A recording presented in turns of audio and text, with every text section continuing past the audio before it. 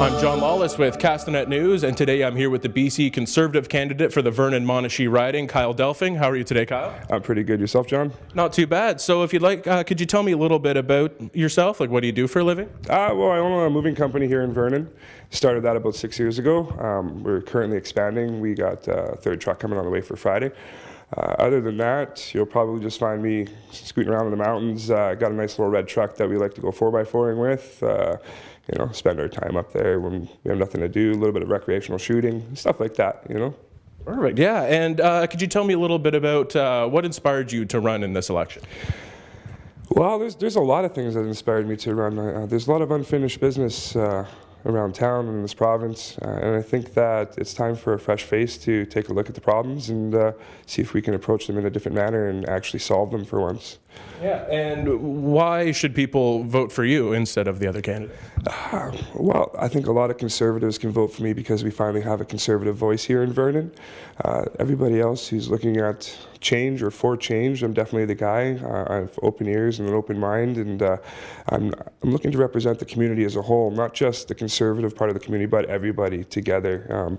I'm quite environmentally conscious. I'm definitely mind on the economy, and I want people to do good. Yeah. And so what do you think is the biggest issue in the Vernon-Monashee riding, or one that you might want to focus on? Like, what's your number one priority? I think the number one priority has got to be dealing with the street population here.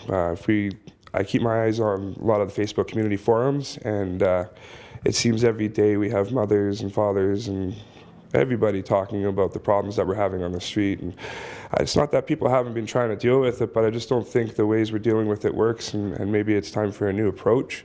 Maybe it's time to see this, what we can do. Maybe we need to talk to people and find out what we've been doing wrong, And you ran for the first time in politics in the federal election that just happened last year. Tell me a little bit about how this election differs from the last one. This is a whirlwind. It's quite quick. I'm thankful that the federal election was a year ago because most of my infrastructure is in place. I was able to just push a lot of buttons and get a lot of things done.